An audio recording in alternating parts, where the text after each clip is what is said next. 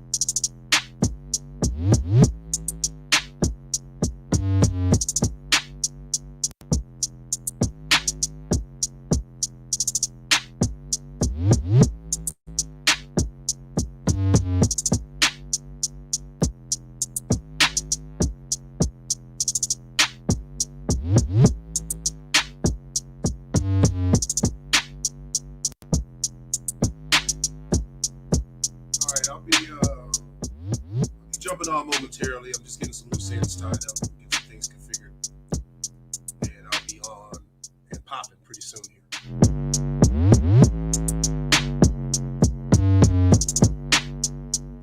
On and popping real soon.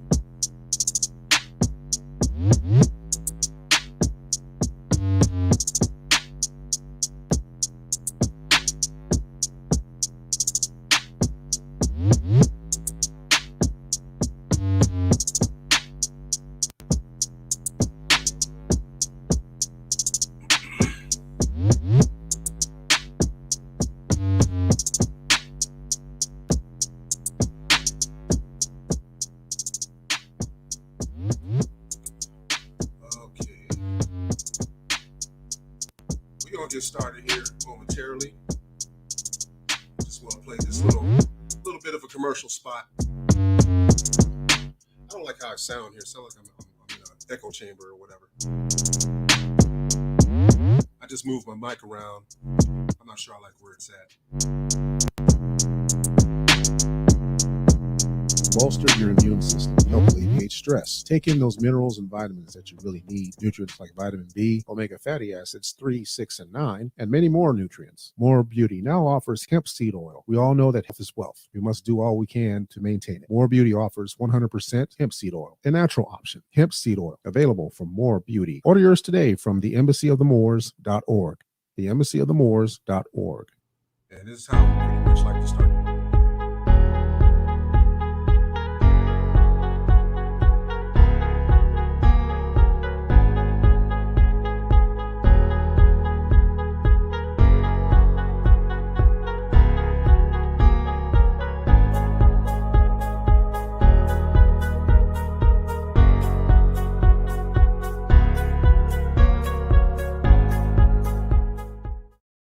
So there you have it. I am your host, Dolph Day, for another day of, some people might say it's rambling. I don't necessarily think it's that way. Hold on a second. I'm just having I'm having the time just trying to sort my microphone out, making sure that it sounds right, that you can hear me okay. Can you hear me? Yeah, you can. I can hear myself through my headphones. Good day, everyone. Today being Thursday. Cornballs like to call it Thursday Eve, or Friday Eve, rather. I don't consider myself to be in that category of cornball, but, you might think so. My approach to most things in life has become to not necessarily worry about what people think. It's mainly about what people say. Because people follow, other people around and their influences and everything like that. And what ends up happening is they're persuaded. People are persuaded to follow certain people and their beliefs and what they project. So I'm not necessarily one of those people. I make up my own damn mind most of the time. I mean, yeah, there's influence because, we're programmed. All of us are programmed. And I got news for you. And I say this in through various topics of discussion. I don't have any script on me right now. I got a bunch of notes to set the stage. I just have a bunch of notes around me, a couple of notebooks, a few books, one particular booklet, though, that I keep next to me is the United States Constitution. And the funny thing of it is, when those were issued to us, back in my previous employ that I retired from, I never opened it up. Brother Bakari in the house. Shout out to Brother Bakari. Hey, man. Good day to you, brother. And I had it in my shirt pocket, my uniform shirt pocket. You know, it's a little booklet. If you've ever seen it, I would show you a picture, and I don't really feel like opening my camera up right now because I'm at a pretty relaxed stage. But anyway, it's a small booklet that's about the size that'll fit in the palm of your hand, right? And they're actually freely distributed. You could find them. You don't have to pay for it. You don't have to go to Amazon unless you really want something pretty ornate. You can download it from the Library of Congress. I would highly implore and suggest for anyone within the sound of my voice to get a copy of the United States Constitution booklet, because ignorance of the law is no excuse.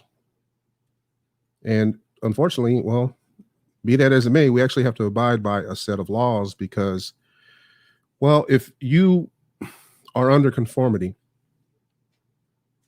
and you are not, and I don't want to use one of those catchwords. I don't even know if I'm being shadow banned or not. I don't necessarily care at this point. I really don't. You know, if I ran around all day worrying about being shadow banned, then I wouldn't get anything out. And well, I'm not gonna get anything out anyway because I don't really have an audience base. But that's okay. I'm building. I'm in the process of building. Anyway, the Constitution is a very vital document. It is a contract between members of the people of the Republic that was ratified and signed by those who were representing the Union of States. And when I use the term republic, I've come to understand and regard that it does not mean Republican Party. It means a coalition or a confederate of people. And there's another word again, confederacy. I mean, those that reside in the Deep South, but I've had the opportunity of touring the Deep South for a number of years and hadn't experienced Deep South mentality per se until I was about 40, 41. Prior to that, I've always been west of the Mississippi. That was kind of my way of thinking. Because I'm not bashing anything or anybody. The Deep South mentality was pretty much, I don't know if there's a Deep South mentality or what, but I guess you can say an old-fashioned mentality was something that we kind of distanced ourselves from. I'll be honest. You know, the words that were used and stuff and language and stuff, and I wasn't permitted to even say ain't during the course of informal conversation. So by virtue of that alone, that put me in the position of having to be a conformist, not fully recognizing who I was, and I've had to learn and know myself in order to be the best representation of my ancestors. You see how I did that? You see how I did that? You see how I did that? It's kind of slick right there. Anyway, I'm just having a little fun. And hopefully I'm not taking up too much of your time. I'm always kind of like thinking of that. I'm trying to be considerate of other people and thinking that, I don't want to get on here and just ramble. And at the same time, I'm not here to entertain you with buffoonery. I mean, I'm not a humorless person. I've had people to tell me that I have a dry wit and that I'm funny. I've had people tell me that. And I take a lot of things that people tell me kind of to heart, because not that I'm looking to be liked by everybody, but at least I've gotten through to people. And that is the whole purpose and scope of, well, everything that I'm doing here along this path of learn more truth, learning more chronicles. So I just want to put that disclaimer up there on the screen. Those of you that are watching live or may catch this later, that, about the views and opinions and da-da-da. Just putting that up there to CYA. Pretty much my, hold on a second. Let me change up something here. Pretty much my mental ethos is everyone was thinking it. I just said it. And I actually have been in conversations with people that have been shy or bashful and were reluctant to actually put out any information, to actually get and speak on it, right? So I've actually somewhat positioned myself to talk for other people, not as their spokesman, really, but just to, you know, use them as a sounding board, or they could use me as a sounding board. And I've actually kind of put myself out there to a very, very limited circle of people that aren't as comfortable about coming on here and talking and speaking. I'm not saying that I'm all that comfortable, because I never really went to a Toastmasters or anything like that, but I am experienced in addressing groups of people. I'm experienced in addressing certain situations relative to making requests, outright commanding people to do what needed to be done at that time. But sometimes that comes with a cost, because people misunderstand it. They misunderstand, and they think that you're being arrogant. They think you're being too demanding. They think that you're narcissistic. But I would encourage people to look up those definitions, the definitions of the word narcissistic specifically, because I never leveraged myself or put myself on the plateau as being an egomaniac or a control freak.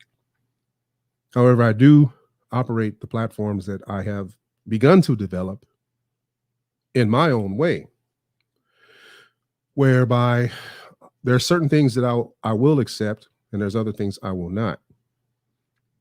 And I will tell people that if you don't like how I move, YouTube is free. Create your own channel. I might support it. But there's just certain things that I won't necessarily tolerate. And I don't necessarily have to go through housekeeping. It's just common sense. Aside from going by, what do you call it, community standards that they set out. It's just having common sense, man. Dealing with people respectfully, in a respectful tone, respectful manner. And, somewhat disclosure, I might have lost myself a little bit in a recent group chat that I was involved in. Not that it was anything that I really went completely off on, but, when you're actually trying to position yourself in a conversation, you just want to make things clear to people. And at times I do feel compelled to do that. And that is something that I'm actually working through, because I don't want to appear pushy or anything like that. However, I'll let you know where I stand, right? Without being rude or abrupt. I've been accused of being abrupt before in certain scenarios. It's just a natural part. Even having nothing to, just to be clear, I left law enforcement about 10 years ago. And I'm just going to play this back again. Well, not really play it back, but I'm just going to show you a photograph here. That's my class photo. I'm not sure if you can make me out, but that is my class photo from back in the 90s. Very rare airspace indeed. So, not that I'm some kind of domineering control freak. I'm working those things through. I just don't like being out of control. I don't like for anyone else to try to control me either. I like to stand on my own too, or my own, what 10 toes down is what they say now. 10 toes down. And I strongly believe in that. I strongly believe in my convictions in that manner, and how I conduct my business and conduct my life. And we say that, I don't give a, I don't GAF. Yeah, largely that's how I feel. I typically just remain unbothered about a lot of things around me. And I strive to be at this level of unbotheredness throughout my life. And there are some things that bother me, but I don't really let on to it. You have to put on that game face more often than not when you're conducting yourself out in public.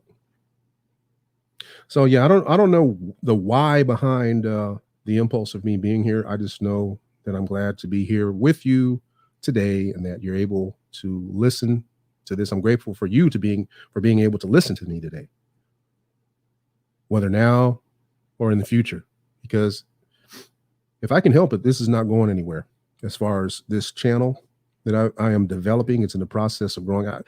This is my I'll say this is probably like my fourth attempt at doing this over the span of roughly 5-6 years. And even within that time span, technology has gotten somewhat better. You know, after I procured some of the equipment, I realized I really didn't need it, because a lot of the devices from the palm of your hand are actually sufficient. And what I really wanted to do in that, when I procured my equipment, was to make sure it was fairly top notch for what I could afford. And because I've always had inspiration, or I've always had a desire to be in radio, but I ended up with a case of bad timing, because they dealt away with a lot of terrestrial radio, especially black, quote unquote, black radio. That was even less of an advantage anyway, because especially black talk radio, that was left for AM stations. We don't have any of that anymore. Have we? Well, with a very few exceptions. I mean, there's still some talk radio today that's actually still terrestrial and also in podcast format. I posted something to my Instagram today, I believe, about the Carl Nelson show, which I do follow, or I do watch. I hate to say follow, but there's people that I watch and I value their assessment and their take on things, and their points of view. And I've been approached on numerous occasions throughout years that I should articulate myself and get out here and present my point of view, regardless of what it is. I mean, as long as it's something that people can learn from. I don't put myself in the position as teacher, even though I have actually trained people before in a few capacities, among which is the most. I tend to go back to this a lot, because it's among the most dynamic experiences I've had in my life is to work in the police profession as a sheriff's deputy. I was not a police officer. I was a sheriff's deputy. There's a difference. And it's something that I take stock in. It's something that I think I brought more to the gig than what it brought me, even though I did receive some incredible training that I still carry with me today. Literally. As is probably known and probably not widely out there, but it's made known, or I'm going to make known now, that I actually have been living in Texas, Lone Star State. And the first part of the month, the law was passed whereby anyone could carry a firearm without training or certification from the state. I would recommend anybody, in Texas anyway, anywhere really, to become familiar with the operation of a firearm, at least in a general sense. If whether or not you're going to carry, you need to be familiar about that. And also, too, those who are deciding to carry, or are deciding to carry on a somewhat regular basis, need to acquaint themselves with the legal aspects, and also with things dealing with weapon retention, physical retention of that firearm, because gun takeaways are a real thing. It's nothing like having that pistol that you're drawing down in low ready at someone, or even pretty much on sight with the target, and that target comes up and actually disassembles that firearm right in your hand. I've seen it happen in a controlled setting in training. I've seen it happen numerous times for refresher training and initial training. But that's something that's a real thing that can happen. And what I saw in the news recently, and actually I don't think I pulled up the image to even share, but there was a young lady, I don't know exactly where it was, but it was at a Subway sandwich shop. And let me see if I can plug in some things and search it up, get some more particulars. Apparently, she had gotten into some hot water with the franchisee over disarming the suspect, robbery suspect. So let me see something. Let me just put in some words in the search and see, because I don't want it to seem like I'm talking out the side of my neck here. Yeah, that's probably something I could probably touch on a little bit. I don't know. You know, the funny thing is, growing up where I did, you know, you knew guns were there. I mean, I grew up in an era where, here it is, Illinois worker suspended after defending herself. Okay, hold on a second. I might open this up. It says usacrime.com. Okay, yeah. It says NBC. Yeah, yeah, I was in Rockford, Illinois. All right, I'll open it up and talk about it in a bit. Growing up where I grew up at during the formative years of my life, you would think that I'd be really a firearms advocate, and well, I am now, but I didn't grow up around guns. I grew up in the city, so I didn't. I mean, my uncles were packing. You'll hear me talking about my uncles a lot because, well, they're no longer with us. As a matter of fact, one was killed as a result of gun violence in 1985, February, in front of witnesses. None of them came forth. Shot execution style. Multiple times.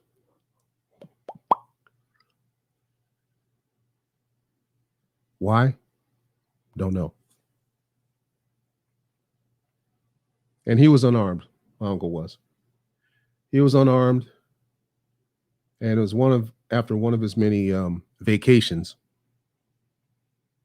after he got back on the street, and apparently had a disagreement with an individual who decided to take his life.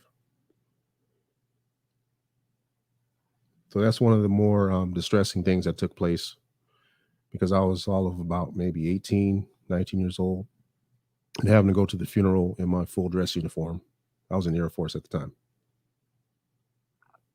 Months before that, I saw him before I left for basic training, only to return and see him learn that he was shot dead. And I won't say the kicker, but the thing in this is that my grandmother, his mother, I won't say forecasted it, but she was clairvoyant. So she actually knew that something, she couldn't really put her finger on it, but she knew that something was going to happen. Not because of past history so much. I mean, you know, grew up in the streets, man. You know, 1950s and 60s, Los Angeles, South Central, Watts adjacent, in Watts for a time. And all the pitfalls and traps that come with it. And it's unfortunate because he was born, I think in 53? Died in 85. So y'all can do the math. So to say that, you know, does it affect me today? You know, it does, because I'm mentioning it. That was another opportunity deprived. Yeah, sure. Okay. He was a petty criminal. Yeah. Okay. He did use street drugs. He did use drugs pretty heavily. As a matter of fact, among the drugs of choice was Sherm, PCP, angel dust. I saw him have an episode one day right before me. You know, he's out on the street, standing on the street, going through an episode where a reasonable person could surmise that, well, he was loaded. Fortunately for him, police didn't show up. My remembrance of it is starting to become a bit more vague as a protective mechanism. But I remember sitting out in front one afternoon at the split level apartment I lived in with my mom. Outside, nice sunny day. Out on the set, man, out on the street, you know, kids playing around, frolicking, doing what kids do. I must have been about probably 9 or 10, maybe 11. A lot of things happened in that time frame, including one of the last times I actually saw my father and spent time with him. But anyway, My uncle started taking his clothes off. I don't think he got completely naked, but he got pretty close. He didn't really get butt naked, but pretty close. But he was tripping on having an episode. Must have been a bad batch. Wasn't violent. He was just spazzing the hell out right there in the middle of the street one afternoon, random. And I'm watching this, and I'm actually in a stationary position watching. I'm actually upstairs on a landing, and I'm watching him experience this. And sometime thereafter, because he lived in a what was referred to as a bachelor's flat towards the rear of the complex. It was a rather small complex. I have a picture of it. I actually could dig it up, of the complex, because a few years ago when I was out in California, I had driven by, I had the occasion to drive by actually that residence, and I took a photo of it. And the only thing that's changed on it is they've erected a fence around it, like a wrought iron fence, I think it is. And other than that, it still looks the same as it did in like 1975, 76, 77, 78. Seriously. So what does that tell you? That tells you they're not really investing in our communities, and it's been like that for a long time. But I'll touch on that in a moment, because it seems like I'm jumping around. I don't want to jump around too much. So I'm seeing my uncle in the street going through this episode, which evidently subsided, and I don't recall the police being involved. I don't recall the helicopter orbiting above our heads or anything like that. I want to say that my mother was able to get things situated with him. But anyway, after that had happened, and this is like pretty much one extreme case that happened in front of me, and I actually ended up writing a paper on it. It was an essay. This is around the time that a song by Gil Scott-Heron was released. And this is around the time that I believe a TV movie, I want to say it was on ABC. It was a movie about angel dust, but I do remember the song Angel Dust. I would play it now, but I don't want to get a copyright strike. I'm kind of experienced with the music related copyright strikes. But I had written a paper. I want to say I was in 5th grade when I wrote this paper about the effects of drugs, more notably PCP. And I didn't get specifically detailed about that, but I remember I remember doing some research about drugs. I think I used some of the resource material that I had came from an encyclopedia, if y'all can remember encyclopedias. Funk and Wagnalls encyclopedias. I had the full volume, including the N dictionaries, one dictionary in each end or whatever it was. And I did some research in there, and I think I might have gone to the public library, but I did some moderately extensive research on the matter involving drugs, because I was affected by it. Not only did this one uncle I mentioned, but my 2 other uncles were users, point blank. So I wrote this paper, and I ended up getting an A grade on it. And as a matter of fact, I still may have it somewhere in my storage unit. I still might even have that paper, because I had been writing since about 8 or 9 years old, around that time period, and writing fairly consistently. Poetry, creative stories. I used to be a reader. I was actually, I'll say encouraged as a light term, because my mother was really strict. She actually compelled me to read books every day, in addition to what the school district was providing. It didn't matter what my class was providing. I actually was a violinist for a few years as well. I played violin. I mean, not to anywhere near the point of Honorable Minister Farrakhan, not even close. But I did play the fiddle for a few years, and along with that, I was in the mentally gifted minors program.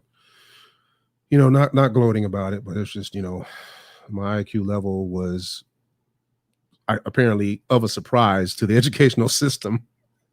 So they decided to put me in this category.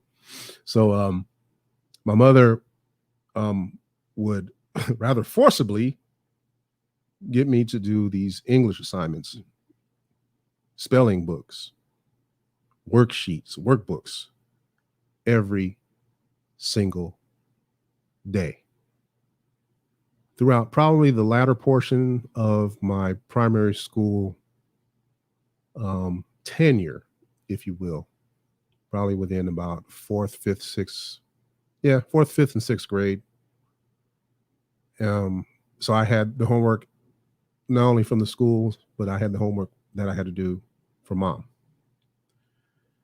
And I had books to read. So I had Hardy Boy Mysteries, Charlotte's Web, other books like that. Was it conforming? Did I know it was conforming at the time? Don't know. But my grandmother, my maternal grandmother, who also lived up the street from us, used to say that's the only way you're going to have a chance at life is if you carry yourself in a certain way, whether or not that's interpreted to mean, because you guys aren't there, so I'm telling you, I'm recounting my own experiences here. Okay. So whatever she meant by it is what she meant by it. She said that, in order to make it in the world, just to paraphrase, my grandmother's no longer with me. She passed on 20 years ago. And she actually was born in August of 23. I actually did a show on that, I think. So she always stressed the ability of having good diction, good grammar. My mother, same thing, good diction, good grammar, and having a command of the English language, even though it was the man's language, right? That's what my mother used to say. Even though it was a language of the I won't say it now because I don't want to get a strike, but it's one of those Steve Coakley words. If y'all follow Steve Coakley. So and touching on my mom and everything, it's basically they thought they were revolutionaries because they grew up in the time of the 60s. My mother was about all of 16 years old when the Watts riots jumped off. Had younger brothers and one older brother. Older brother used to be a player there, and then they became quasi-revolutionaries, and then the drugs that was infused in the community. And I'm talking about before the easy rock, because we didn't call it crack in the West Coast until somewhat later. But 78, 79 is when a lot of stuff started hitting the fan. The infusion of street gangs, the infusion of street level narcotics becoming more potent and more readily accessible. And it affected my surroundings. It affected me in a big way, whereby I ended up moving a lot. And I might even be repeating one of my podcast episodes. I don't know, but because I'm going unscripted right now. But I've had to move a lot, and as a result of that, I've attended several elementary schools. I say several, less than 5, more than 2. Several junior high schools and 2 high schools. All because, merely for survival. Moving away from the element, the incursion that was taking place. Not failing to remember where I came from, but things were getting bad. And the writing was on the wall, so we ended up moving. So getting back to my uncle, Brandy. Yeah. So he had this episode, basically ended up being tucked away. Everything was fine. And that's all I remember, getting an A on that paper. I would see him, on occasion. He'd come by because he was the baby brother, and he really, really, really cared about me, cared about my mom. But when he was on that, on that stuff, he was forbidden from coming over to the house for obvious reasons. But I do remember our experiences that we shared together, that, he always, kept a good vibe around him when he saw me, for the most part, when he wasn't loaded. But, those are experiences that I'll cherish and I'll always remember. And I want to be able to pass them down to my son. My son, is a young man now. He didn't grow up in the similar surroundings such as I did, because I kind of kept him away from it. Still keeping him away from it, but I want to make him aware. Not that I'm ashamed of it, but I want to prepare him as best I can. And I became a father. I won't say relatively late in life, but statistically, it is. I won't even say. I don't know. Maybe the more advantageous time to even be a parent, because you're actually supposed to be more stable and settled and such in your life, supposedly. I say supposedly because I spent my life just wandering around and not really, really setting a plan. But what I'm saying is, he lived his life the best that he could. And I was able to get a lot of the positive attributes, I guess you can say, from him and my other uncles, because they were the present male figures in my life that were close to me. They were related to me. So they were the present male figures in my life. So I was able to cast aside the negative aspects of their lives and how they lived and gravitate towards the more positive attributes of them, each of those men. My eldest uncle taught me how to fight. He taught me how to street fight. He taught me how to not get distracted over the sight of blood. Reason why I say that is because my immediate cousin, we grew up together. And he and I, every time I'd see my other uncle, my Uncle Reggie, he'd come around on the set and we get it on and fight. And it wasn't that we were showing off for him, but he, would show us some moves because he was institutionalized. He was locked up and, did some time in the pen. And not very long. He mostly did county jail time. And I think he did one bid in the pen. My other uncles, they did time, juvenile time and county jail time. That's pretty much it.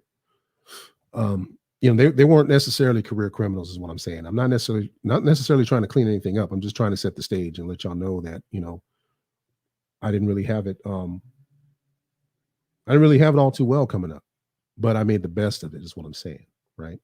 So Reggie, he taught us how to fight. He basically, every time he'd come around and, if I was with my other cousin, we'd get a squab on right there in the street right now. Boom.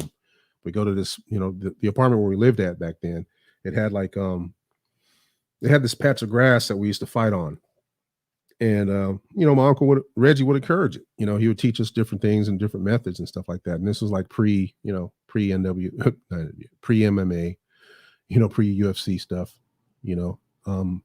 and it was straight up and down guttural street fighting, gutter level,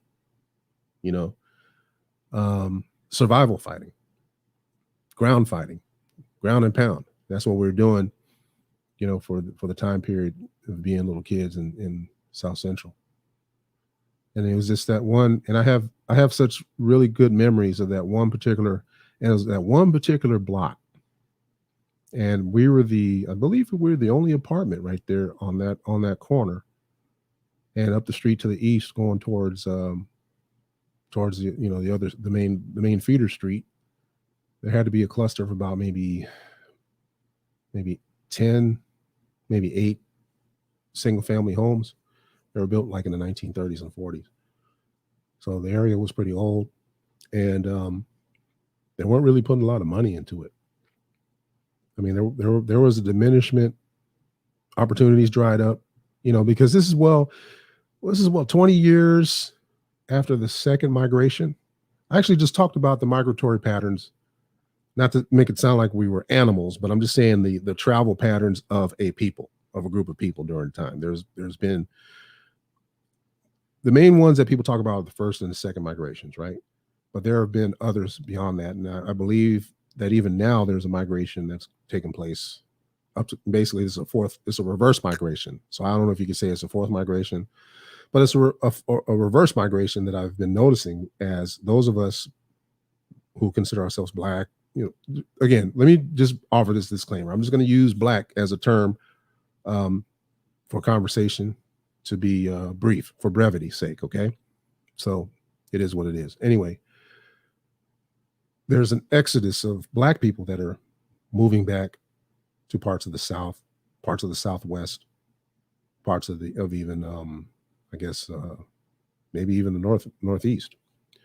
But, and I'm one of those that actually, and my in-laws are actually did the same thing. They were out in Southern California for about 40 years, retired from their respective careers, and returned home to where they are in the Southeast. And that is a pattern that has been replicated throughout the span of roughly 10, 15, the past 10, as far as I know about it, within the 10, maybe 15 years that I've been aware of it. And just looking at the data and the numbers, there are the number of us that have been able to tie our ancestral lineages to this area.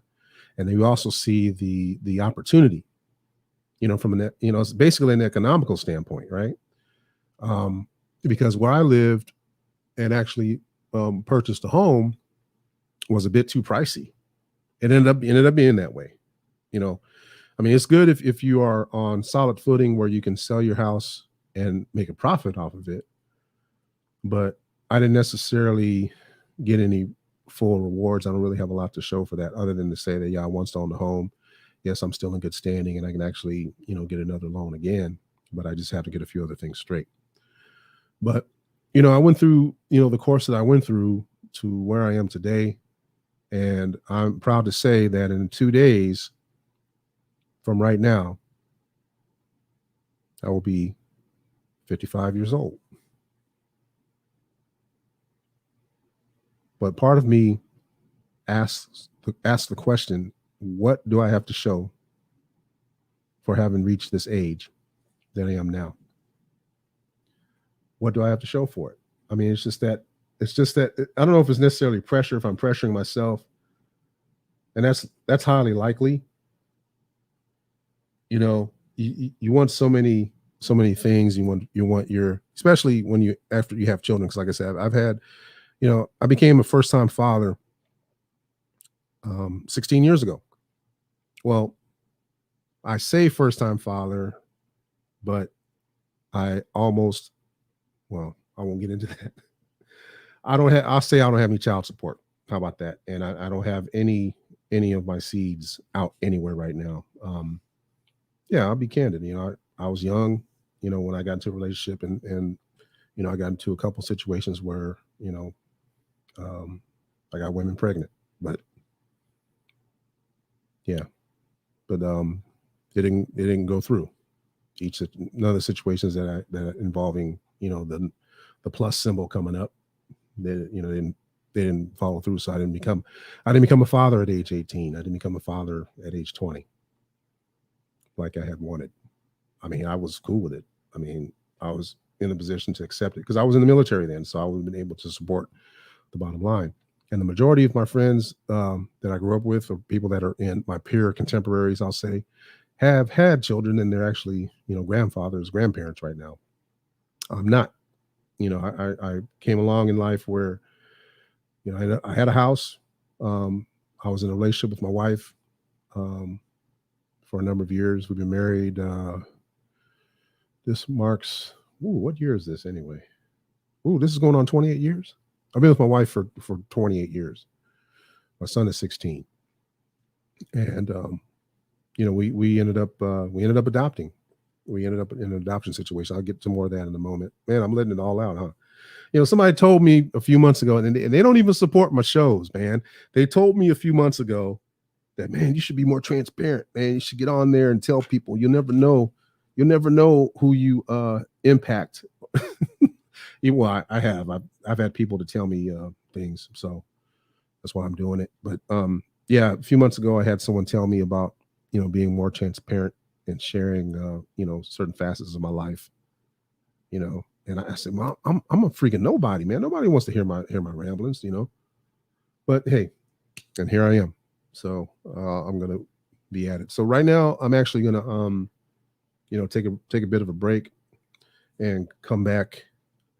I don't know. You know what? It is. I'm showing about 22 after right now. Let me just make it at the half hour mark, okay? Just to keep things even and balanced. So at the half hour mark, about 8 minutes from now, I'll be back on the air. All right. I'm staying logged in. Stay tuned if you're there. And we don't know where this is going to go, but it's going to go somewhere. I promise you. All right. Be right back.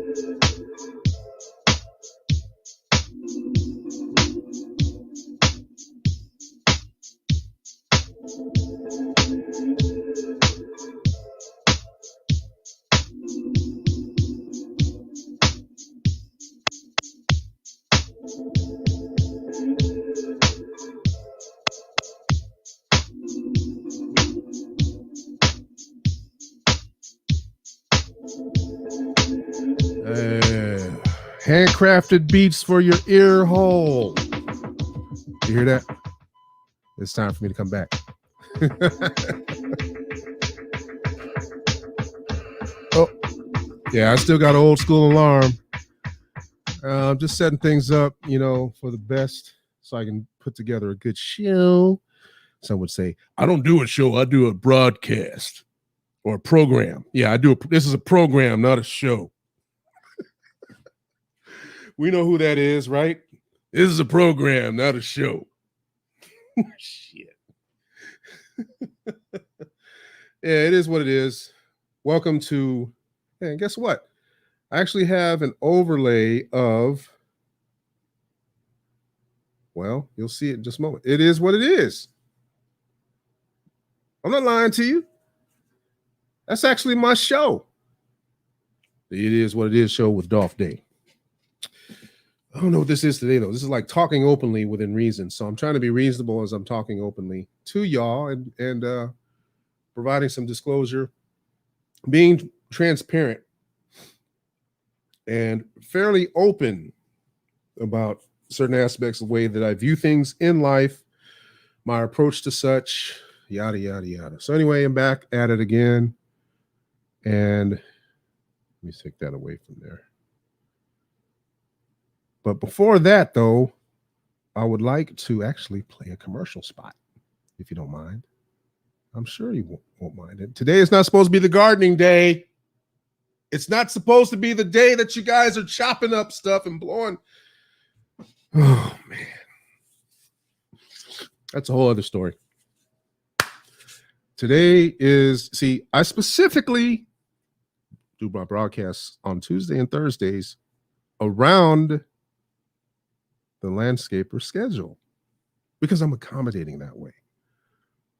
I should show you guys the letter. Actually, I'm going to pull it up right now. This just triggered me because there is a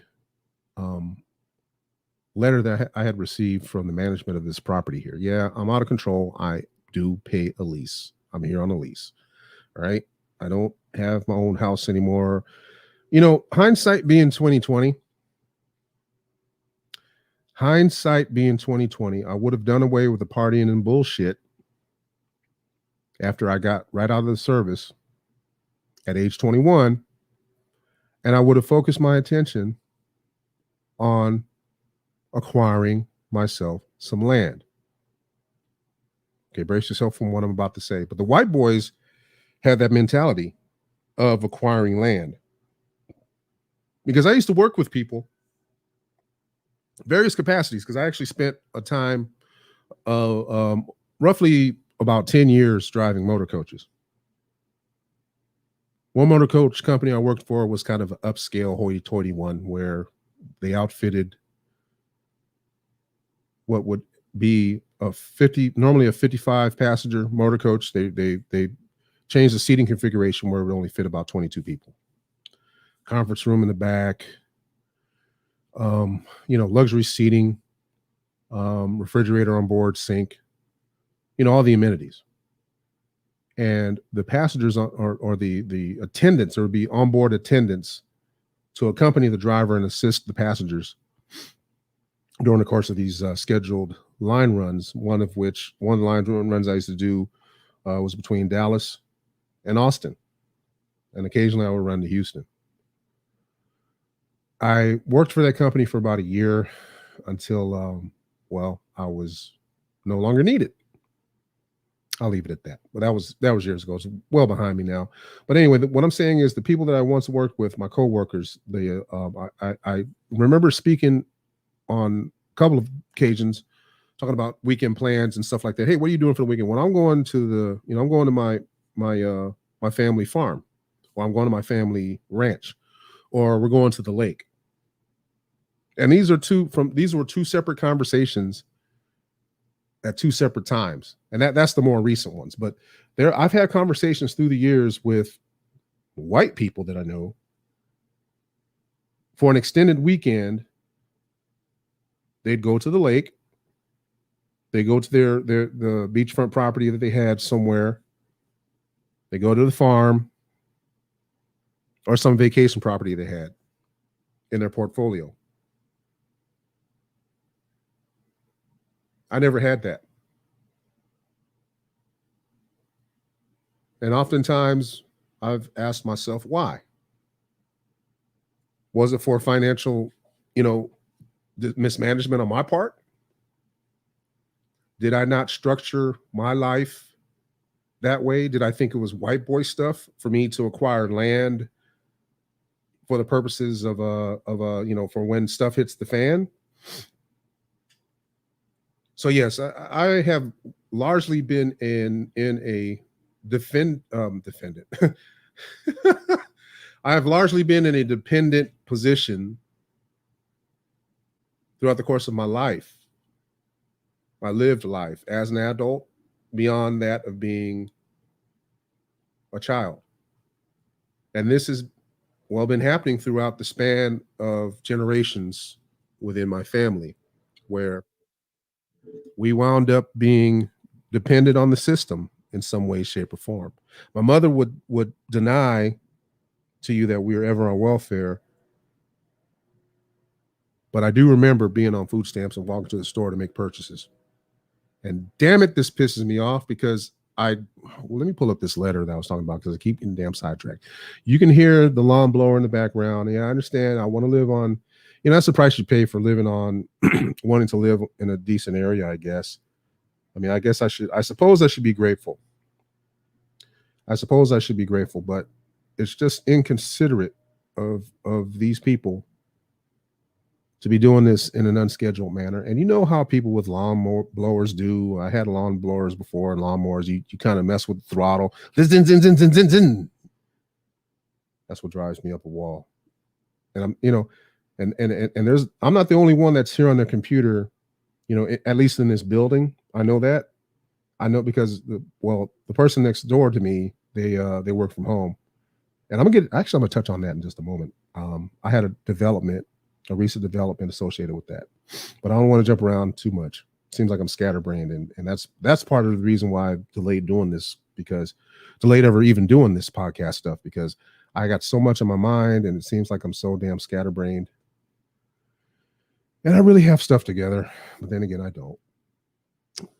Fault me, I don't care. Oh my gosh. I really want to wring this dude's neck right now, but I can't. Hold on a second.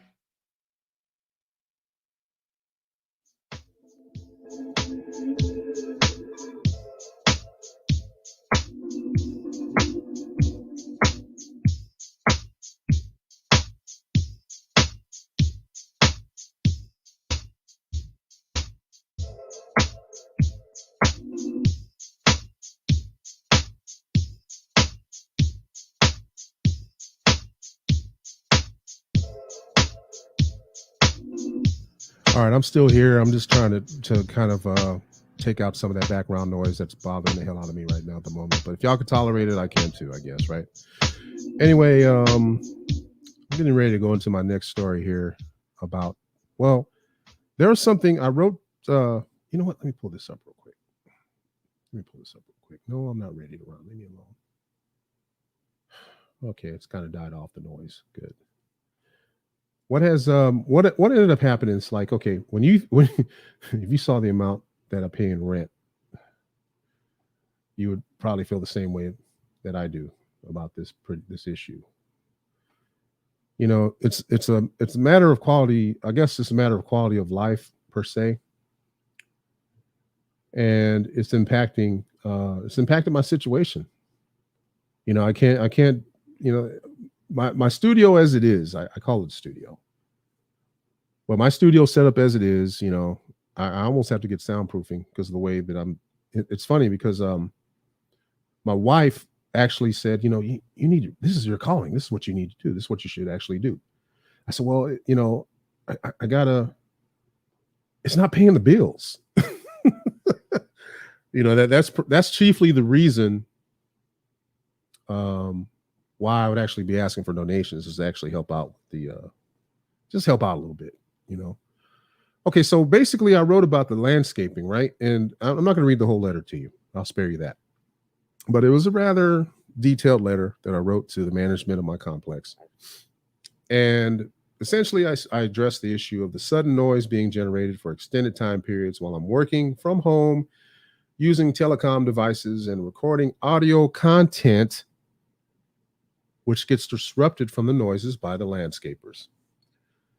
I'm having to make adjustments for them, and even when I do, they show up spontaneously, it seems. As you guys, and as I'm recording right now, as it's been evidenced here live in the damn stream. So, and I wrote this not just for my own reasons, but I said I think of those who work nights that are trying to get rest, and those others who telecommute for work, what are disrupted by noise from the landscaping equipment. If there's any chance that they could keep a regular schedule and be a little cognizant about the noise, it would help things. I was just offering notice generally. I'm hoping not to seem unreasonable. Rather nice letter, right? Wouldn't you think so? All right, so guess what I got in response? And I'm gonna read a couple lines into it. Okay. I just suggest, if possible, finding a library or Starbucks to maybe sit at.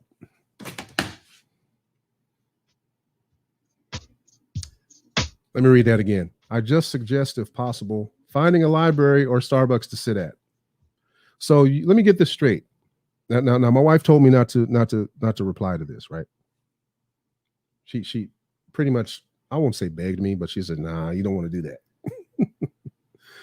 Because I feel so damn, yeah, in a way she's right, because I'm captive in this situation. That's what fuels my frustration about this whole thing, and not having my own space where I can do my own thing, right? So the recommendation, the suggestion of finding a library or Starbucks in COVID season. Right. But after I had fired off, if you will, this letter at the beginning of the month, because you gotta understand, I just pay rent. So this is like, yeah, I sent it on, well, actually I sent it on the 24th, but I got a response on the 4th. But I did send the rent in a timely fashion. And well, my rent increased significantly, because, well, I knew when they were doing renovations to the complex and they changed managers. Anyway, the renovations are nice. I give them that.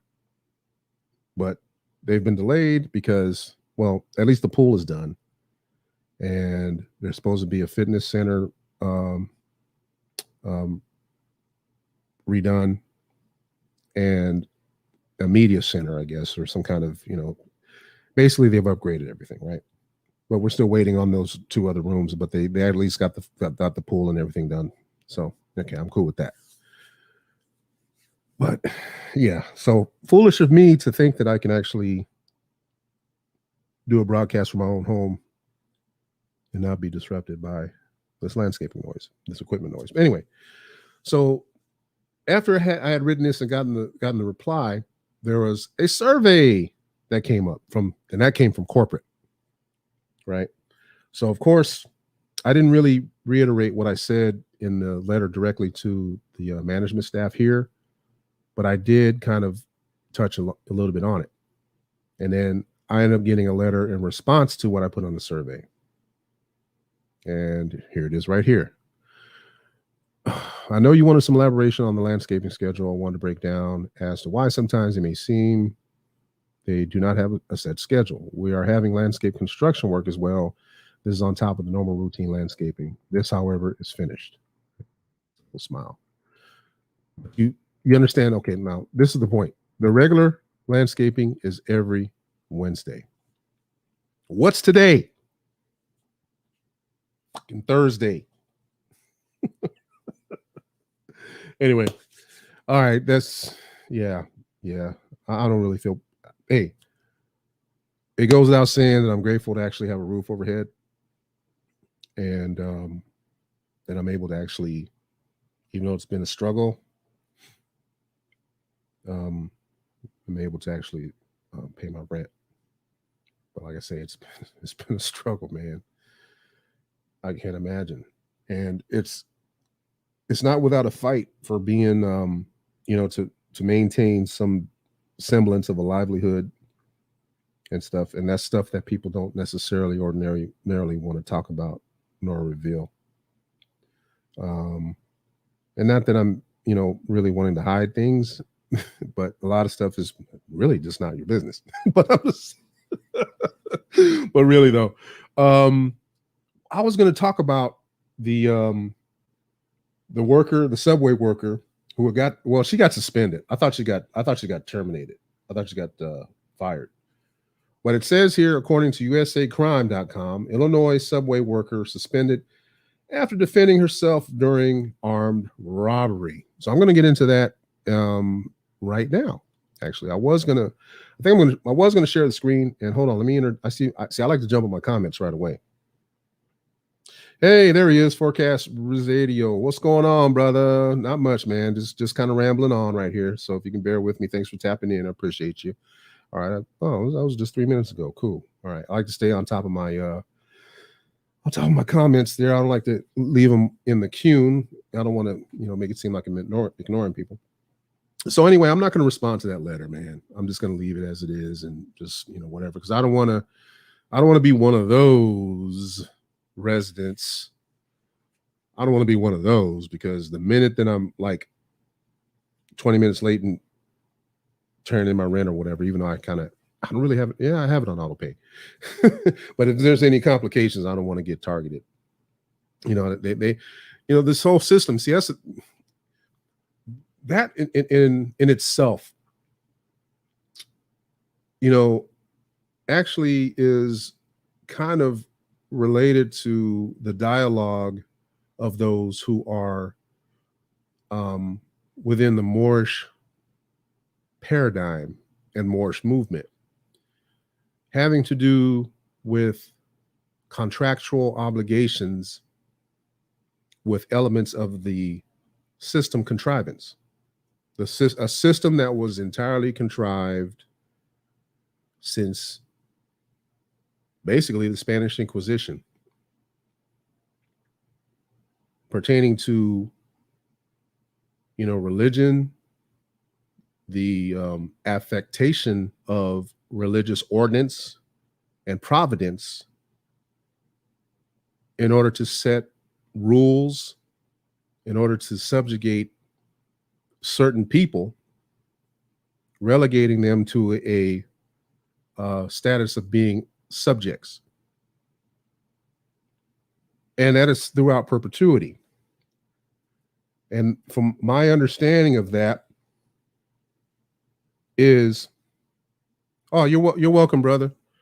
You're welcome, man. Thank you. Yeah, I appeared on Brother Forecast show, the Forecast Radio last night. I appeared on Brother Bakari's show. And matter of fact, he's going to be Brother Bakari is going to be doing the show this evening, I believe, if I'm not mistaken. If you could put the time up there on the comment on the chat window there, and let people know what time you're going to be on tonight, Brother Bakari. And yeah, I appreciate coming through, man, on your show, Forecast, and I look forward to making appearances in the future. Not that I think I'm anybody special, but I appreciate, adding, being able to have the ability to, be part of the discussion.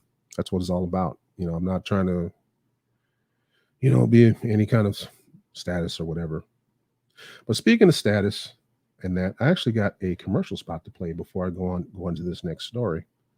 And as I navigate through here, bear with me. And by the way, if anybody that you know or yourself has anything they want to push as far as a product or service, get a hold of me at noblemormon@gmail.com and we can work something out. Because I'm actually offering, since this is just a more or less a fledgling thing, I'm struggling trying to get started.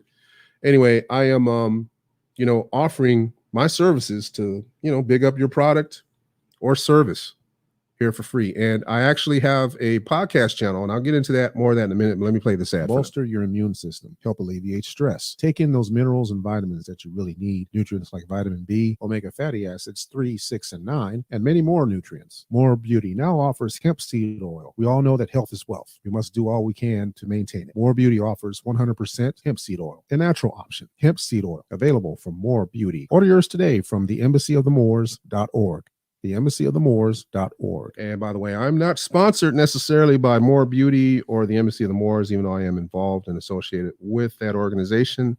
I have purchased this myself, and there's new products that are actually coming out. They're actually expanding their product line involving body oils, or body wash and shampoo. As a matter of fact, I'm going to be actually extended a sample of that probably within the next day or two, just in time for my birthday. So I can wash my hair. So yes, I fully support the product. I am literally supporting my people. 100% hemp seed oil by More Beauty. Pick up your 4-ounce bottle today, and I made it even easy for you to go ahead and scan the QR code to place an order today. It'll be through the Embassy of the Moors, and here's the web address for that, the embassyofthemoors.org. Feel free to take a visit and check it out. Not everything is like you think as far as from the Morris aspect. We're not on there preaching morality. I guess we're not I just made up a word. I don't know if you noticed that or not, but we're not necessarily preaching anything to anybody. We're just basically letting you know a different point of view in terms of more science. And we are working from meeting people where they are, whatever they regard themselves to be as, what do you call it, Hebrew Israelites, Black Power people. I was that not too long ago.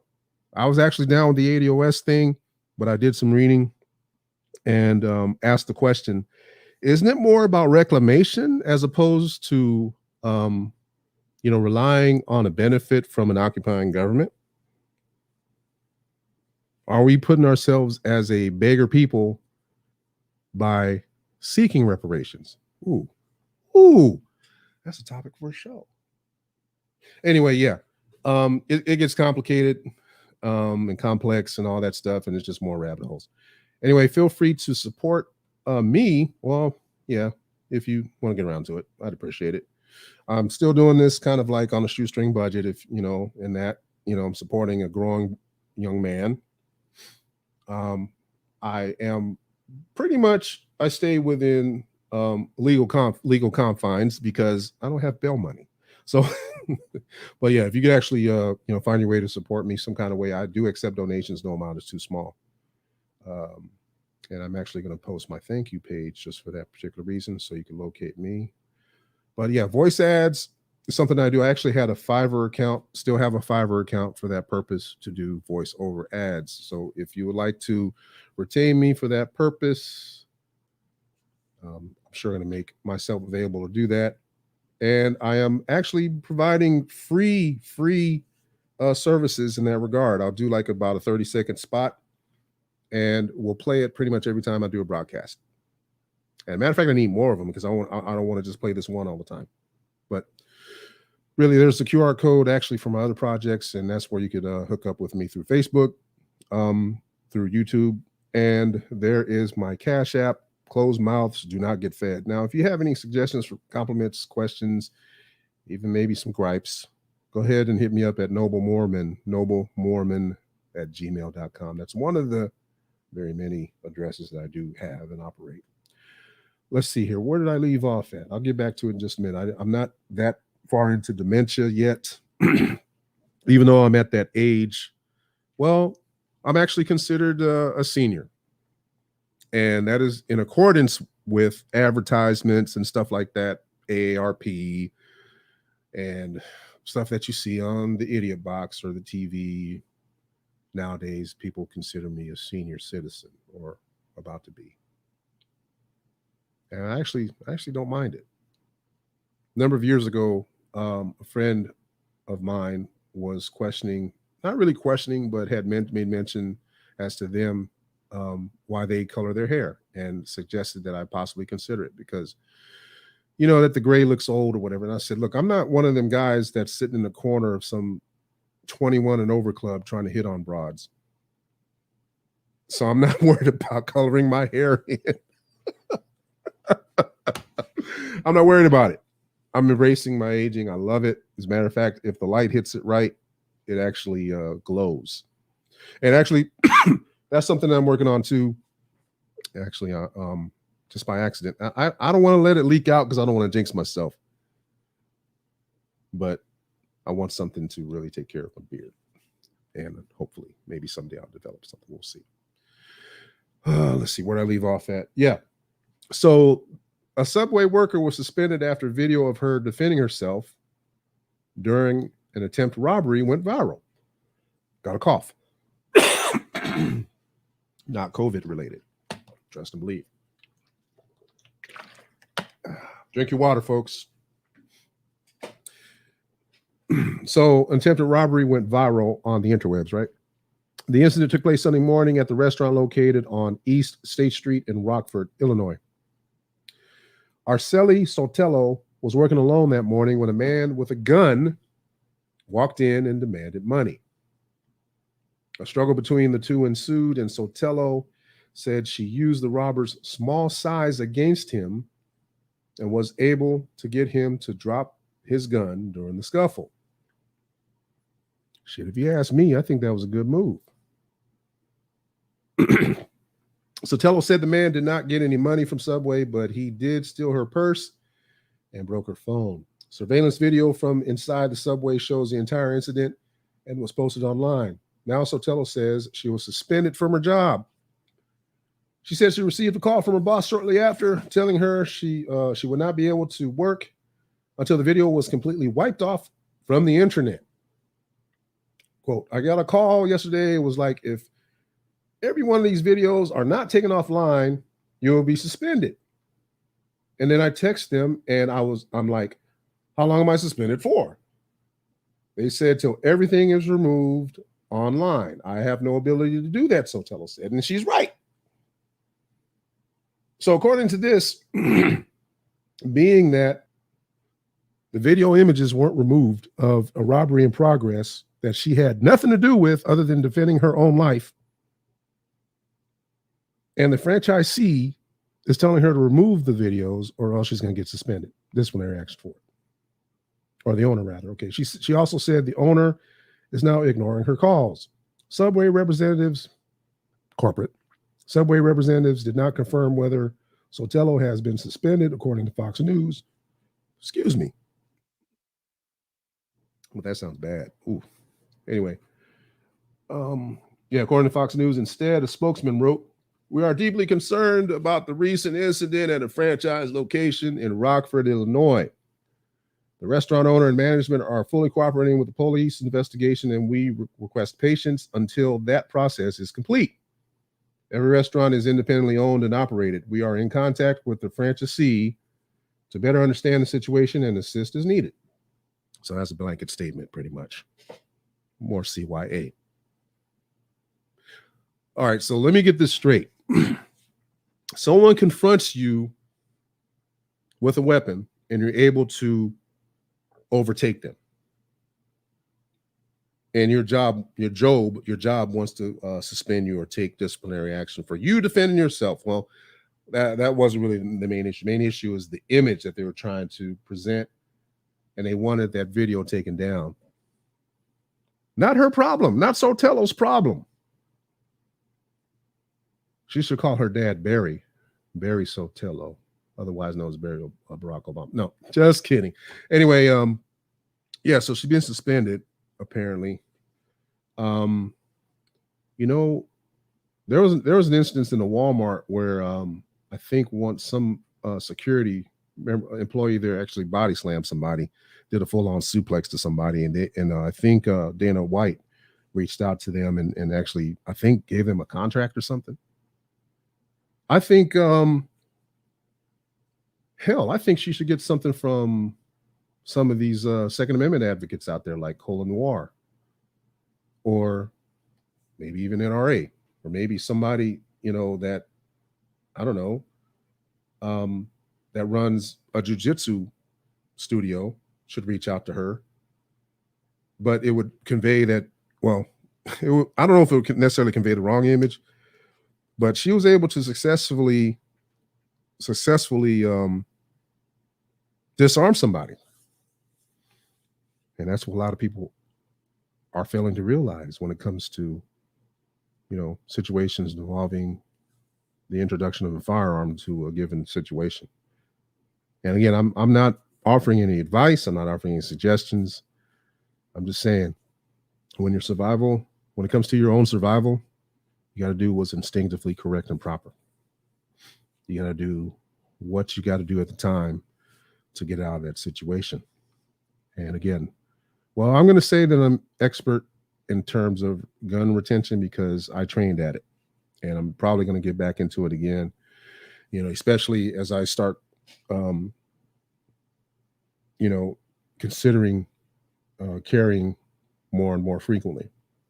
Even when I was on the job, and I hate to keep going back to this, but it's my own major professional experience I've ever had in my life. Even though I've had lots of jobs, I actually, believe it or not, I was trained in the military about water treatment and emergency preparedness and that, and crowd control, because I once served at a nuclear installation that had nukes on it during the Reagan era.